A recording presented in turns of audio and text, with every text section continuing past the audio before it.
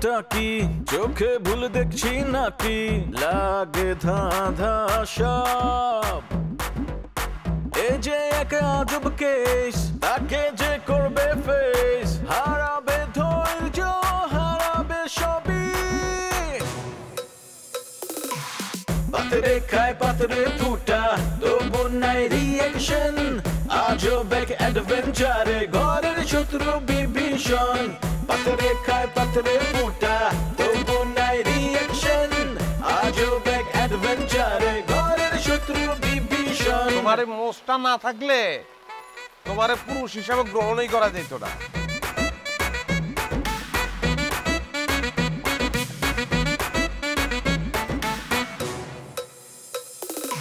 হুশ নাই তবু তার আওয়াজে বেহুশ পুরা দুনিয়া এই মুখের কথা কাইরা নেয় জাস্ট একটা থাবা দিয়া কিছু ঘটায় কিছু রটায় কিছু ঢাকে ছাই দিয়ায় অন্যের ঘরে দুঃখ দেখা পাগলায় হয় দরদিয়া কারো মনে শান্তি নাই আবার কাউরে কিলায় ভূতে শয়তান যখন লারে চারে গিদায় পান্তা ভাতে রাজনীতির পলিটিক্স আর পলিটিক্সের রাজনীতি বিপদ আপদ দেখা কয় মামা নাইগা কোনো গতি পাতরে খায় পাতরে ফুটা তবু নাই রিয়েকশন আজব এক অ্যাডভেঞ্চারে ঘরের শত্রু বিভীষণ আঙ্কেল আপনি একটা মাল ঘুষ সাধলাম ঘুষ নিলেন না এই যুগে ঘুষের টাকা কেউ ফিরে দেয় হ্যাঁ এর লিগে আপনার এই অবস্থা একটা মাত্র বাড়ি 4-5টা বাড়ি থাকা উচিত ছিল আপনার তোর বাপেরে আমি কত দিন কইছি যে আমার একটা মজলিস কইরা দে তোর বাপে হেটা দেয় নাই তোর বাপে একটা বাড়ি কিনা এখন ঠাটবাট দেখাই দিতেছে এই জামে লইব না হইব কি আরে তুমি কি বলো না বলো উল্টা পাল্টা এইসব নিয়ে আমি ভাবি না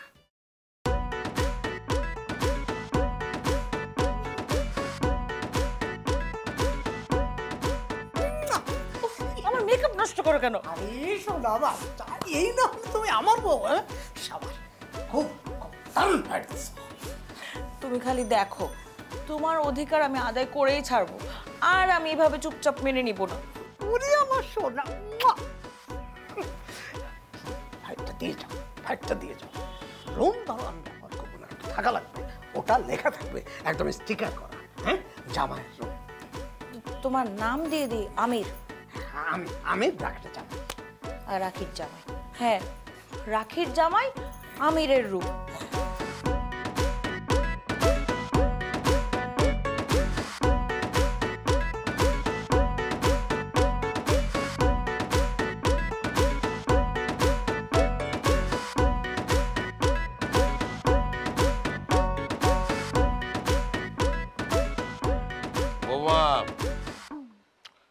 তোমার খালাম্মার শারীরিক আপডেট বলো কি অবস্থা মারা গেলে জানাবা আমি কিন্তু জানাজা অ্যাটেন্ড করব আগে থেকে জানাবা কবে মারা যাবে বলো তো কি যে বলেন না ভাইয়া খালা এখন অনেকটাই সুস্থ ও তাই নাকি আচ্ছা শোনো তারপরে অসুস্থ হলে তুমি আমাকে বলবা নীলিমাকে পাঠিয়ে দেবো নীলিমা তো বুড়ির পার্সোনাল নার্স বুঝছো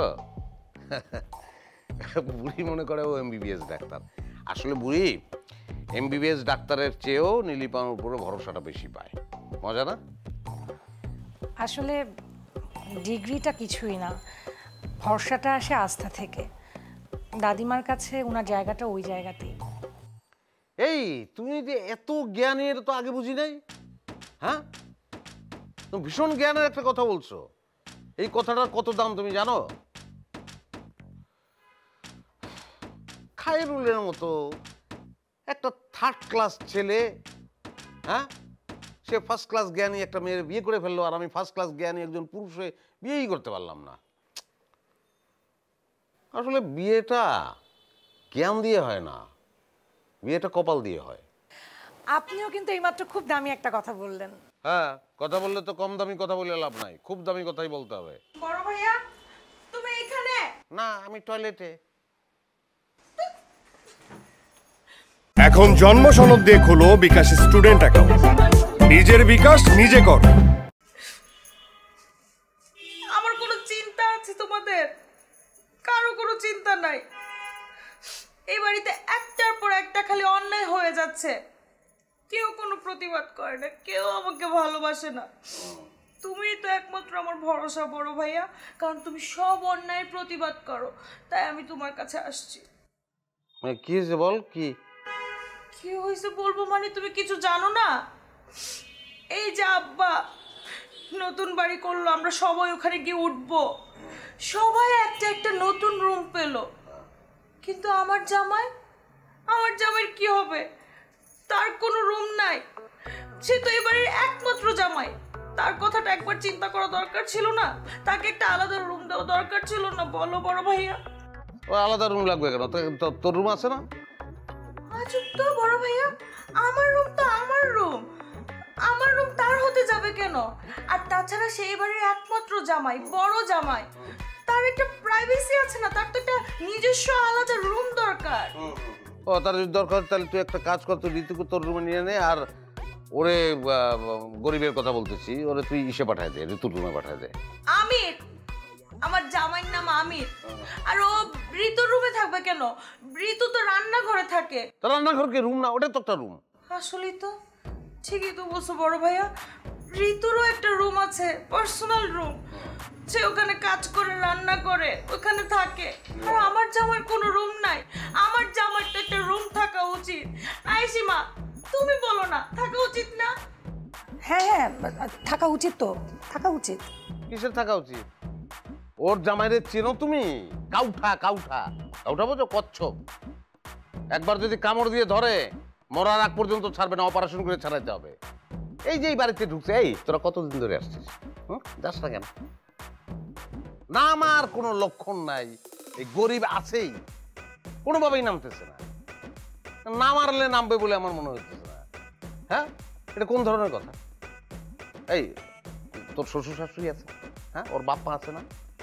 হ্যাঁ, বড় ভাইয়া তুমি এটা আমাকে বলতে পারলা? বাপের বাড়িতে কয়েকদিন থাকছি, গুনতেও পারতেছি না, অনেকদিন হলে তো গুনতে পারতাম। এই কয়টা দিনের জন্য তুমি আমাকে এভাবে খোটা দিলা? ওটা প্র্যাকটিক্যাল ব্যাপার, ভাড়া দিয়ে থাকা উচিত তোর হাজবেন্ডের। আর আসছে নামতেছি না, নিজের বাড়ি ঘর ছেড়ে তারপরে এইভাবে সে কেউ থাকে? বাপ মা আছে না? হ্যাঁ, তাদের দেখাশোনা করা উচিত না? এই সীমা, তোমার খালা স্ট্রোক করছে না? জি ভাইয়া। হ্যাঁ, তো তার দেখাশোনা কে করতেছে এখন? দেখাশোনার জন্য আমার খালাতো ভাই আছে, কিন্তু উনিও শ্বশুর বাড়ি। লাথি মেরে চিন্তা করে দেখ, আপন সন্তান, হ্যাঁ, মাকে ফালায় রেখা শ্বশুর বাড়িতে আছে, মা স্ট্রোক করছে, এই সন্তানের দরকার কি বল? আসলেই তো কেমনটা লাগে বলো তো? এই তোমার ভাই এমন কেন? হ্যাঁ, আসলেই তো কেমনটা লাগে। কিন্তু বড় ভাইয়া, ওর ভাইয়ের সাথে আমিরের কি সম্পর্ক? আমিরের মা তো স্ট্রোক করে নাই। করবে, অবশ্যই স্ট্রোক করবে, তাদের একটা দায়িত্ব আছে না? তোর জামাই গরিব, এখানে ভিখারি হয়ে বসে রয়েছে, আর একজনের দয়া এসে থাকতেছে, ওদিকে নিজের বাড়ি ঘর আছে, তার মা আছে, হ্যাঁ, তাদের তো সেবা যত্ন দরকার, সেবা যত্ন পাইতেছে না, এই টেনশনেই তো তারা স্ট্রোক করবে। ভাইয়া একদম চুপ, আমার জামাইয়ের নাম আমির, গরিব না। তুমি আসলে চাচ্ছটা কি সেটা বলো তো আমাকে। বিয়ে করতে চাই? জুনিয়র খায়রুল বিয়ে করে ফেলাইলো, হ্যাঁ, একটা থার্ড ক্লাস মেধাহীন ছেলে, কিন্তু আমি বিয়ে করতে পারলাম না। সবাই হাসাহাসি করে, রবি, মাসুদ, ঋতু সবাই মুখ টিপে হাসে। ইচ্ছা করে যে ঘাট বানায় টিপ বুতাম দিয়া তারপরে ঠোঁট আটকাই দিই। এই যে সীমা হাসতেছে, দেখো দেখ। না না, কই ভাইয়া, আমি তো হাসছি না। আমি আপনাকে কথা দিচ্ছি, আপনার বিয়ের দায়িত্ব পুরোপুরি আমার। বাবা, ঠিকই আছে, নিজের বিয়ে ঠিকঠাক করার জন্য দায়িত্ববান একজনকে খুঁজে নিয়েছো। তুই কি আবার বিয়ে করবি নাকি? আমি বিয়ে করবো কেন? একবার বিয়ে দিয়ে তো তোমরা আমাকে পর করে দিয়েছো। এই যে আমি তোমার ছোট বোন, নিজের পায়ে হেঁটে আসলাম এতগুলো আশা নিয়ে, আর তুমি আমাকে কতগুলো কথা শোনাই দিলা বড় ভাইয়া। মানুষ ঠিকই বলে, মেয়ে বিয়ে হয়ে গেলে সে আর আপন থাকে না, বাপের বাড়ি তখন পর হয়ে যায়। বাপ তালুই হয়ে যায়। ইকবাল সাহেবরে তালুই করে ডাকবি এখন থেকে। আব্বাকে? কথাটা কিন্তু একদম ঠিক। যেখানে অধিকার প্রতিষ্ঠা করা দরকার সেই জায়গাটাতেই কাজ করা উচিত। তো সেই জায়গায় তো আমি কাজ করছি। আমার বাপের বাড়িতে আমার জামাইয়ের একটা রুম থাকবে না? সেই অধিকার তো আমি যেভাবেই হোক প্রতিষ্ঠিত করেই ছাড়বো। কিন্তু তোমরা আমাকে কেউ ভালোবাসো না, এটা আমি বুঝে গেছি। কর, সেখানে কাজ কর, কান্নাকাটি করে তো লাভ নাই।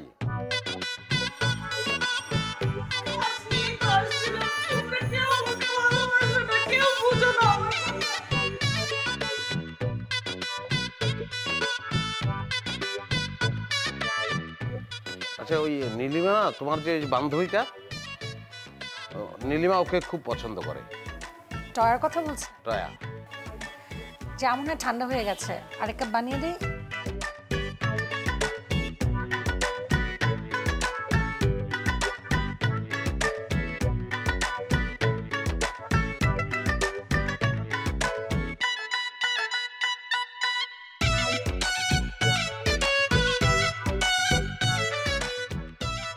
ভাবছিলাম একটা কথা বলবো।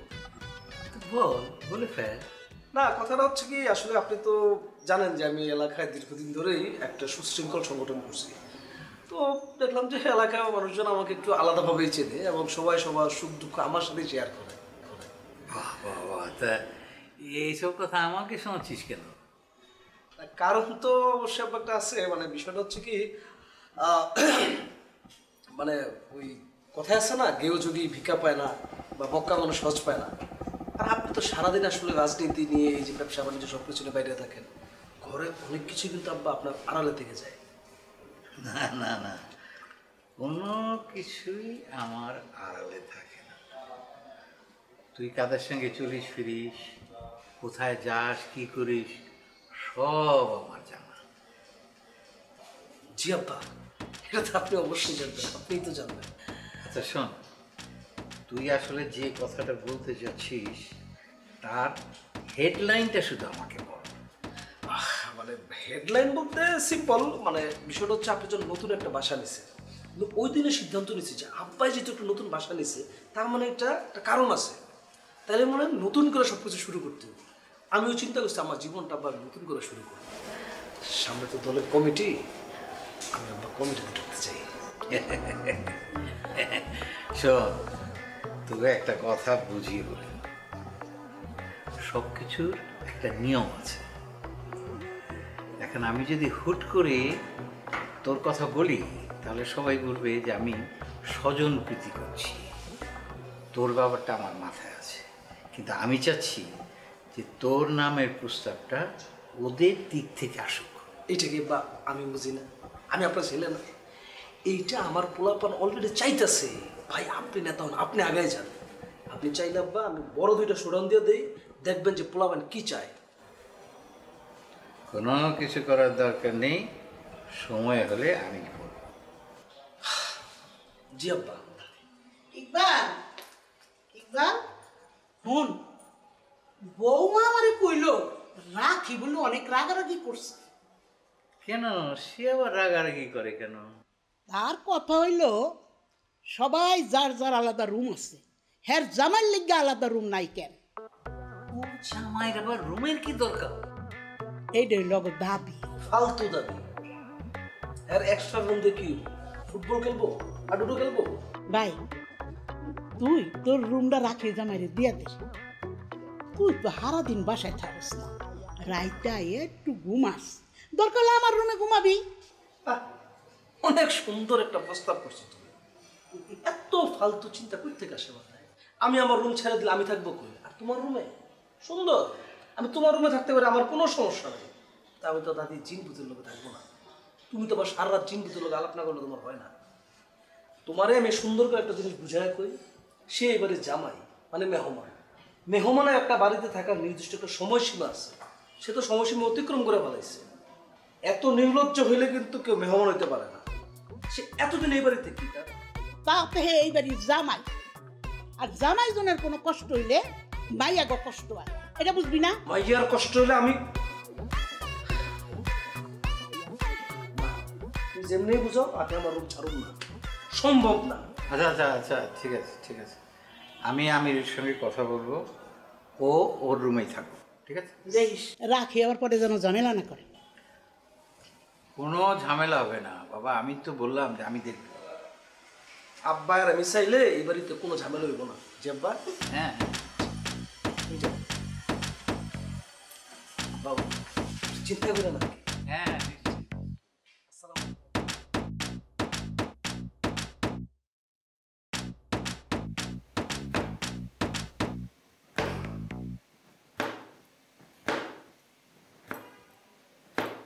মা কি করছেন? এই তো কাটাকাটি করছি, দেখো না। আমি আপনার সাথে একটু থাকি। তুমি থাকবে কেন শুধু শুধু এই গরমে? না না না না, আপনাকে একটু সাহায্য করব।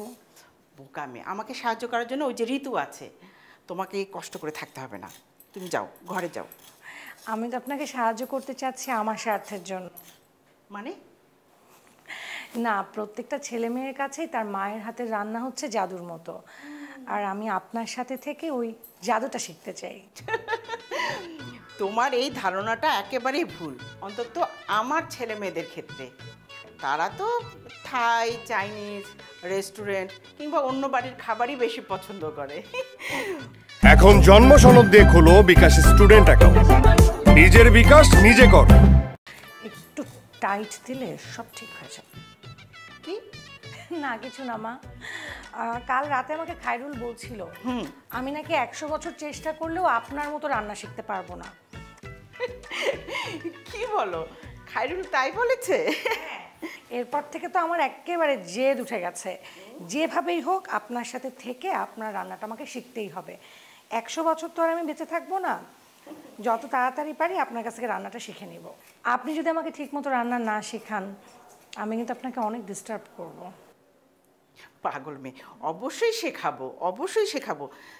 একটা জিনিস বুঝতে পারলাম, সেটা হলো আমার এই রান্নাঘর থেকে মুক্তি নেই। সারা জীবন আমাকে এই রান্নাঘরেই থেকে যেতে হবে। না না, কি বলেন মা, বেশি দিন না, ধরেন আপনার হাতে রান্না আমি যতদিন শিখছি না ততদিন আপনি আমাকে একটু কষ্ট করে শেখাবেন, আর আমি শিখে গেলে এরপর আমি রান্না করব। আচ্ছা, বা তুমি তোমার মায়ের কাছে কোনো রান্না শেখোনি?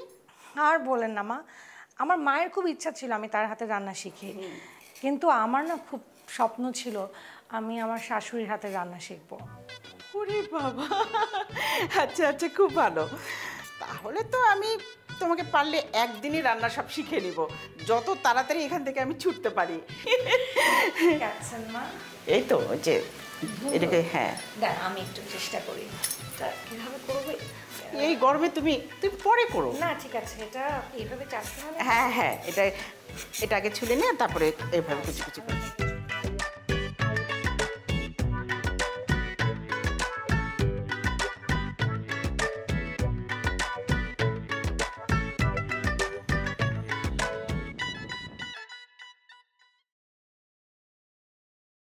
এই কই তোমাদের লোক আর কই আসতে বলো না, এটা খোলো না।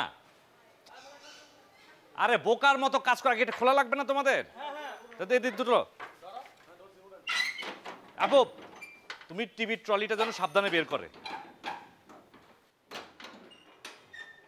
কই তোমাদের বাকি ওগুলো আস্তে আস্তে আনেন, আস্তে আস্তে। ওগুলো নিচে শোয়াই দাও, নিচে শোয়াই দাও। এদিকে এদিকে আস্তে আস্তে আস্তে আস্তে, একটা দাগ যেন না পড়ে। টেনশন করেন না, কিছু হইব না। আসেন, সোফাটা আনেন আগে। টিভির টেবিলটা একটু দেখ। আচ্ছা খাটটা উঠান, আসেন আসেন। খায়রুল দাঁড়া, খাটটা আগে উঠা, তারপরে সোফা। টিভিটা খুব সেনসিটিভ, টিভিটা আস্তে ধীরে নিতে হবে। হ্যাঁ তোমরা জানো না বস্তা টস্তা কিছু আনো নাই? আচ্ছা এই লোকটা ওদেরকে কে ঠিক করছে? আচ্ছা এখন আর কিছু করার নাই, অসুবিধা নাই, নিতে হবে।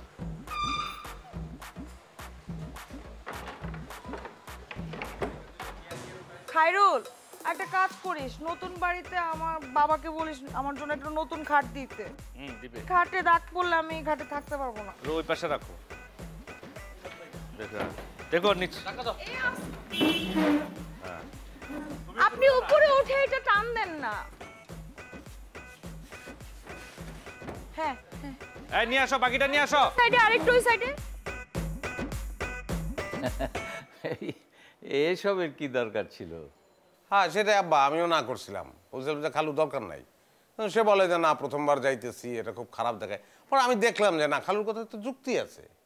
সে যদি এগুলি না নেয় তাহলে তো তুমি তারা গরিব মনে করবা, ছোট লোক ভাববা। তাই নেওয়াজ একটু মুখটা বন্ধ রাখা যায় না? আব্বা আমি তো সাধারণত মুখ বন্ধই রাখি, বন্ধ রাখতে রাখতে মাঝে মাঝে মনে হয় যে কথাবার্তাই ভুলে গেছি। যখন এটা মনে হয় তখনই 2-4টা কথা বলে টেস্ট করি যে আমি কথা বলতে পারি কিনা। খালু আপনি বলেন, দরকার নাই আমার কথা বলা। আমি আর কি বলবো? ও টপিক মনে করাই দিতে হবে। তাহলে ওই যে আপনি যে সেদিন রাত্রে ভাবছিলেন যে পুলিশ নিয়ে আমাদের বাড়িতে আসবেন, ওই বিষয়ে বলেন, ডিটেইল বলেন। আসলে কি সেদিন হঠাৎ সীমার বিয়ের খবর শুনে মেজাজটা পুরো খারাপ হয়ে গেছিল। কি বলতে যে কি বলে ফেলেছি না, আপনার কিছু প্লিজ মনে করবেন না। না না না, এ ঠিক আছে, সব বাবা মাই তো চায় না যে এরকম কিছু হোক, তাই না? আসলে আমার মেয়ে জামাকে এত বড় একটা, আচ্ছা যাই হোক। আচ্ছা আপনার মেয়েকে ডাকি কথা বলেন। না না, ওকে আর ডেকে কোনো লাভ নাই। জামাইবাবু যদি বাসায় থাকে তাহলে ওকে ডাকেন, একটু কথা বলে যাই। না না, চলে যাবেন কেন? চলে যেতে পারবেন না তো, আপনার জন্য খানা পিনার আয়োজন করা হয়েছে না, খাওয়া দাওয়া করে তারপর যাবেন না আব্বা? হ্যাঁ হ্যাঁ হ্যাঁ, তা তো অবশ্যই। তাহলে আব্বা আব্বা এটা কিন্তু আমি একদম ফ্রেশ কথা বলছি না, এখানে কিন্তু কোনো ঝামেলা নাই, কোনো বেফাস কিছুই বলি নাই। বলেন খালু কি বলবেন? না বিয়াই আজকে থাক, আরেকদিন আসবো তখন দেখা যাবে। আজকে আর কিছু খাবো না, আজকে জাস্ট আপনার সাথে একবার একটু দেখা করে গেলাম আর কি। আর মেয়েটা যে কোথায় কোন ঘরে গিয়ে পড়লো সেটা দেখার জন্য একটু এসেছিলাম। এখন তো দেখছি মেয়ের রাজকপাল। আরে দূর খালু কি বলেন, আমাদের বংশে কোনো রাজা নাই।